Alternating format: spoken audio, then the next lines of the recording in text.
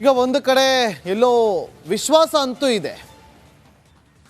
Charge sheet file ಆದಂಥ ಸಂದರ್ಭದಲ್ಲಿ charge ಶೀಟನ್ನು ನೋಡಿದವರು ಇದು ಸುಪ್ರೀಂ ಕೋರ್ಟ್ವರೆಗೂ ಹೋಗ್ಬೋದು, ಅಲ್ಲಿವರೆಗೂ ಹೋದರೂ ಕೂಡ ಜಾಮೀನು ಸಿಗೋದು ಅನುಮಾನ ಅಂತ ಹೇಳ್ತಾ ಇದ್ರು. ಆದರೆ ಸಿ ವಿ ನಾಗೇಶ್ ಅವರ ವಾದ ಮಂಡನೆ ಗಮನಿಸಿದ ಪ್ರತಿಯೊಬ್ಬರು ಹೇಳ್ತಾ ಇರುವಂಥದ್ದು ಲೋಯರ್ ಕೋರ್ಟಲ್ಲೇ ಬೇಲ್ ಸಿಕ್ಕಿದ್ರು ಸಿಗಬಹುದು ಅಂತೇಳಿ.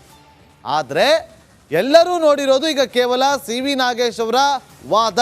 ಅಂದರೆ ಒಂದು ಕಡೆ ತನ್ನ ಕಕ್ಷಿದಾರನಿಗೆ ಜಾಮೀನು ಕೊಡಬೇಕು ಅಂತೇಳಿ ವಾದವನ್ನು ಮಂಡಿಸಿದ್ದಾರೆ. ಆದರೆ ಯಾವುದೇ ಕಾರಣಕ್ಕೂ ಜಾಮೀನು ಕೊಡಬಾರ್ದು ಅಂತೇಳಿ SP ಪ್ರಸನ್ನ ಕುಮಾರ್ ಅವರು ಕೂಡ ತಮ್ಮ ವಾದವನ್ನು ಮಂಡಿಸ್ತಾರೆ ನಾಳೆ.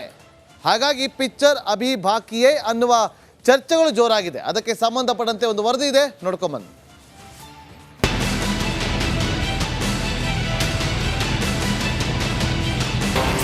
ದರ್ಶನ್ ಜಾಮೀನಿಗೆ ಸಿ.ವಿ. ನಾಗೇಶ್ ವಾದ, ಬೇಲ್ಗೆ ಬ್ರೇಕ್ ಹಾಕಲು SP ಪ್ಲಾನ್.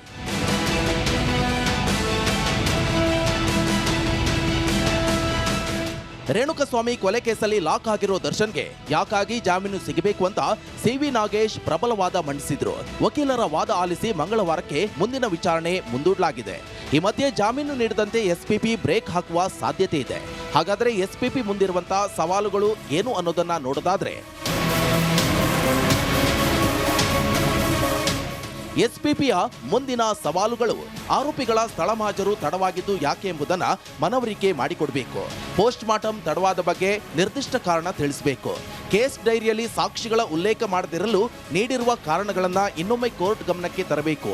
ರಕ್ತದ ಕಲೆಗಳು ಸಿಕ್ಕಿರುವುದನ್ನ ಮಾಡಿಸಿರುವಂತಹ ವೈಜ್ಞಾನಿಕ ಪರೀಕ್ಷೆ ಹಾಗೂ ಅದರ ಸಾಮರ್ಥ್ಯವನ್ನ ಸಮರ್ಥವಾಗಿ ತಿಳಿಸಬೇಕು. ಸಿ.ವಿ. ನಾಗೇಶ್ ನೀಡಿರುವಂತಹ ಕಾರಣಗಳು ಜಾಮೀನಿಗೆ ಕಾರಣ ಇರಬಹುದು, ಆದರೆ ಸಮರ್ಪಕ ಕಾರಣಗಳು ಇದ್ದಾಗ ಇವು ಪರಿಗಣನೆಗೆ ಬರಲ್ಲ ಎಂಬುದನ್ನು ದೃಢಪಡಿಸಬೇಕು. ಸಬ್ ಇನ್ಸ್ಪೆಕ್ಟರ್ ವಿನಯ್ರನ್ನ ಪ್ರಮುಖ ಸಾಕ್ಷಿಯಾಗಿ ಪರಿಗಣಿಸಿರುವುದನ್ನು ತಿಳಿಸಬೇಕು. ಮೋಹನ್ ರಾಜ್ರಿಂದ ಪಡೆದ ಹಣವನ್ನ ಈಗಾಗಲೇ ಪ್ರದೋಷ್ಗೆ ನೀಡಿರುವ ಬಗ್ಗೆ ಇರುವ ದಾಖಲೆಗಳನ್ನ ಸಾಬೀತುಪಡಿಸಬೇಕು. ದರ್ಶನ್ ಆರೋಪಿಗಳ ಜೊತೆ ಸಂಪರ್ಕ ಮಾಡಿರುವುದು ಕೊಲೆಯ ಬಗ್ಗೆ ಮಾತನಾಡಲು ಎಂಬುದನ್ನ ಸಾಕ್ಷೀಕರಿಸಬೇಕು. ದರ್ಶನ್ ಘಟನೆ ನಡೆದಾಗ ಅದೇ ಶೂಗಳನ್ನ ಧರಿಸಿದ್ರು ಎಂಬುದನ್ನ ಲಭ್ಯವಿರುವ CCTV ಮೂಲಕ ಸಾಬೀತು ಮಾಡಬೇಕು. ದರ್ಶನ್ ಕೊಲೆಯಲ್ಲಿ ಭಾಗಿಯಾಗಿದೆ ಎನ್ನುವುದಕ್ಕೆ ಇರುವ ಇತರ ಸಾಕ್ಷಿಗಳನ್ನ ಸಮರ್ಥವಾಗಿ ಮಂಡಿಸಬೇಕು. ಈ ಎಲ್ಲ ಸಾಕ್ಷಿಗಳನ್ನ ಕೋರ್ಟ್ ಮುಂದೆ SP ಹಾಜರುಪಡಿಸಿದ್ರೆ ದಾಸನಿಗೆ ಜಾಮೀನು ಸಿಗೋದು ಡೌಟ್ ಆಗಲಿದೆ. ನಾಗರಾಜ್, ರಿಪಬ್ಲಿಕ್ ಕನ್ನಡ, ಬೆಂಗಳೂರು.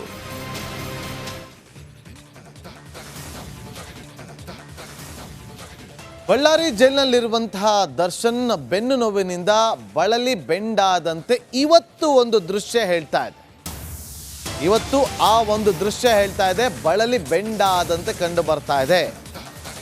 ಯಾಕೆಂದ್ರೆ ನಾವು ತೂಕದ ವಸ್ತುವನ್ನು ಎತ್ಕೊಂಡು ಸ್ವಲ್ಪ ದೂರ ಹೋಗ್ಬೋದು, ಆಗ ಬೆನ್ನು ನೋವು ಬರುತ್ತೆ, ಅದನ್ನ ಇಡ್ತೀವಿ.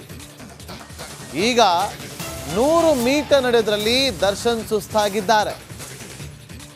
ಸ್ಕ್ಯಾನಿಂಗ್ ಮಾಡಿಸಿ ಇದು ಉಲ್ಬಣಗೊಳ್ಳುತ್ತೆ ಅಂದರೆ ಜಾಸ್ತಿ ಆಗುತ್ತೆ ಅಂತ ಹೇಳಿದ್ರು ಕೂಡ ಇಲ್ಲ ನಾನು ಬೆಂಗಳೂರಲ್ಲೇ ಮಾಡ್ತೀನಿ. ನೋಡಿ, ದೃಶ್ಯಾವಳಿ ನಿಮಗೆ ತೋರಿಸ್ತಾ ಇದ್ದೀವಿ. ಇವತ್ತು ವಿಜಯಲಕ್ಷ್ಮಿ ಅವರು ಬಂದು 2 ಬ್ಯಾಗನ್ನು ಕೊಟ್ಟರು. ಆ 2 ಬ್ಯಾಗನ್ನು ಎತ್ಕೊಂಡು ಹೋಗ್ತಾರೆ. ನೋಡಿ, ಆಗ ಅವರು ಬೆನ್ನು ನೋವು ಇದೆ ಅಂತ ಗೊತ್ತಿರುತ್ತೆ, ಆದರೂ ಕೂಡ ತೋರಿಸ್ಕೊಳ್ಳೋಕೆ ಹೋಗೋದಿಲ್ಲ. ಅದಾದ ಬಳಿಕ ಇದು ಒಂದು ದೃಶ್ಯ. ಇನ್ನೊಂದು ದೃಶ್ಯ ಇದೆ, ಅದನ್ನು ಕೂಡ ನಿಮಗೆ ತೋರಿಸ್ತೀವಿ. ಇನ್ನೊಂದು ದೃಶ್ಯ ಕೂಡ ಇದೆ, ಅದನ್ನು ಕೂಡ ನಿಮಗೆ ತೋರಿಸ್ತೀವಿ. ಅಲ್ಲಿ ಬ್ಯಾಗನ್ನು ಎತ್ಕೊಂಡು ಹೋಗಿ ಅಲ್ಲಿ ಬ್ಯಾರಕ್ ಒಳಗಡೆ ಹೋಗುವಂಥ ಸಂದರ್ಭದಲ್ಲಿ ಬ್ಯಾಗನ್ನು ಕೆಳಗಿಡ್ತಾರೆ. ಆಗ ಅವರ ರಿಯಾಕ್ಷನ್ ನೀವು ನೋಡಿ ಗೊತ್ತಾಗುತ್ತೆ. ನೋಡಿ, ಈಗ ಬ್ಯಾಗ್ ಕೆಳಗಿಡ್ತಾ ಇದ್ದಂತೆ ನೋಡಿ ಅವರಿಗೆ ಬೆನ್ನು ನೋವು ಇರೋದು ಇಲ್ಲಿ ಗೊತ್ತಾಗ್ತಾ ಇದೆ. ಆದರೆ ಚಿಕಿತ್ಸೆ ತಗೊಳ್ಳಿ ಅಂತ ವೈದ್ಯರು ಹೇಳ್ತಿದ್ದಾರೆ, ಆದರೂ ಕೂಡ ತೆಗೆದುಕೊಳ್ಳದೆ ಮೊಂಡುತನವನ್ನು ಮಾಡ್ತಾ ಇದ್ದಾರಂತೆ. ಸ್ಕ್ಯಾನಿಂಗ್ ಮಾಡಿಸಿ, MRI ಸ್ಕ್ಯಾನಿಂಗ್ ಮಾಡಿಸೋಣ, ಬಿಮ್ಸ್ ಆಸ್ಪತ್ರೆಗೆ ಹೋಗೋಣ ಬನ್ನಿ ಅಂತ ಹೇಳಿದ್ರು ಕೂಡ ಕೇಳ್ತಾ ಇಲ್ಲ ಜಾಮೀನು ಸಿಕ್ಬಿಡುತ್ತೆ, ನಾನು ಬೆಂಗಳೂರಿಗೆ ಬಂದಮೇಲೆ ನಾನು ಅಲ್ಲೇ ಸ್ಕ್ಯಾನಿಂಗ್ ಮಾಡಿಸ್ಕೊಳ್ತೀನಿ, ಅಲ್ಲೇ ಟ್ರೀಟ್ಮೆಂಟ್ ತಗೋತೀನಿ ಅಂತ ಹೇಳ್ತಾ ಇದ್ದಾರಂತೆ ದರ್ಶನ್.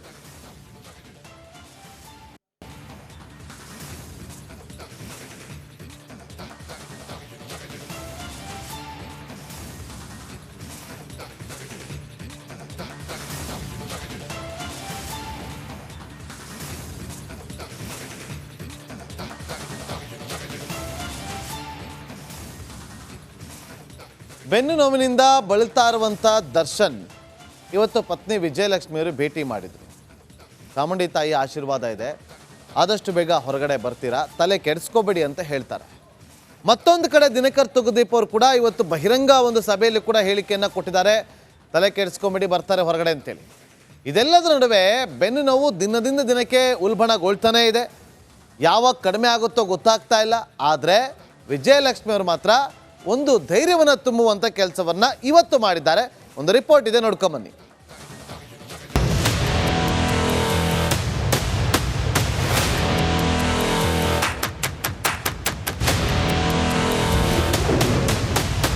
ದಾಸಾಗೆ ಬೆನ್ನು ನೋವಿನ ಭೂತದ ಕಾಟ. ಭೂಪತಿ ಕಾಯಲು ಓಡೋಡಿ ಬಂದ ಪತ್ನಿ. ಸಿನಿಮಾಗಳಲ್ಲಿ ಸೂಪರ್ ಸ್ಟಾರ್ ಆಗಿ ಮೆರೆದಿದ್ದ ದರ್ಶನ್ ಇಂದು ಅಕ್ಷರಶಃ ಅನಾಥನಾಗಿದ್ದಾನೆ. ಹೊಟ್ಟೆ ತುಂಬಾ ಊಟ ಇಲ್ಲದೆ, ಆಳು ಕಾಳಿಲ್ಲದೆ ಸೊರಗಿ ಸುಣ್ಣವಾಗಿದ್ದಾನೆ. ಇಷ್ಟು ದಿನ ಪರಪ್ಪನ ಅಗ್ರಹಾರದಲ್ಲಿ ಹಾಯಾಗಿದ್ದ ಅಯ್ಯ ಇದೆಂಥ ಸ್ಥಿತಿ ಬಂತಪ್ಪ ಅಂತ ಜೈಲ್ ಕಂಬಿಗಳ ಹಿಂದೆ ಕೊರಗುತ್ತಿದ್ದಾನೆ. ಬಳ್ಳಾರಿ ಜೈಲ್ ಶಿಫ್ಟ್ ಆದ ಮೇಲಂತೂ ಕಾಟೇರನ್ಗೆ ನಿಂತಲ್ಲಿ ನಿಲ್ಲೋಕಾಗ್ತಿಲ್ಲ, ಕುಂತಲ್ಲಿ ಕೂರೋಕಾಗ್ತಿಲ್ಲ. ರಾತ್ರಿಯಂತೂ ಕಣ್ಮುಚ್ಚಿದ್ರೆ ಶೆಡ್ ನರಕವೇ ಕಾಣ್ತಿದೆ. ಒಂದೆಡೆ ಭೂಪತಿಗೆ ಬೆನ್ನು ನೋವು ಬೆಂಬಿಡದೆ ಭೂತದಂತೆ ಕಾಡ್ತಿದ್ರೆ, ಮತ್ತೊಂದೆಡೆ ರೇಣುಕಾಸ್ವಾಮಿಯ ಆತ್ಮವು ಅಟಕಾಯಿಸಿಕೊಂಡಿದ್ಯಂತೆ. ಯಾವಾಗ ದರ್ಶನ್ಗೆ ಭೂತ ಭಯ ಕಾಡ್ತಿದೆ ಅಂತ ಗೊತ್ತಾಯ್ತು, ಇಂದು ದರ್ಶನ್ ಪತ್ನಿ ವಿಜಯಲಕ್ಷ್ಮಿ ಜೈಲ್ಗೆ ಓಡೋಡಿ ಬಂದಿದ್ರು. 2 ಬ್ಯಾಗ್ಗಳಲ್ಲಿ ಡ್ರೈ ಫ್ರೂಟ್ಸ್ ಮತ್ತು ಬೇಕರಿ ತಿಂಡಿಯನ್ನ ತಂದಿದ್ರು.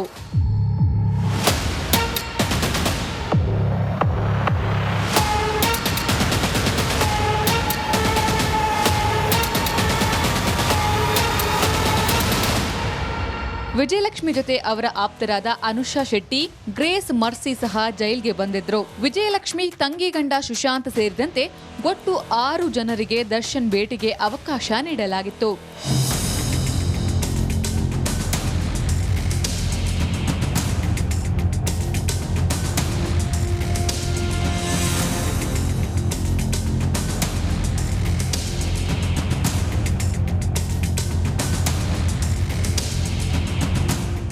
ಮಾನಸಿಕವಾಗಿ ಕುಗ್ಗಿರುವ ದರ್ಶನ್ಗೆ ವಿಜಯಲಕ್ಷ್ಮಿ ಆತ್ಮಸ್ಥೈರ್ಯ ತುಂಬಿದ್ದಾರೆ.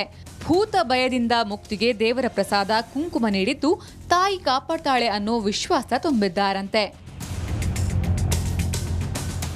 ರೇಣುಕಾರಾಧ್ಯ, ರಿಪಬ್ಲಿಕ್ ಕನ್ನಡ, ಬಳ್ಳಾರಿ.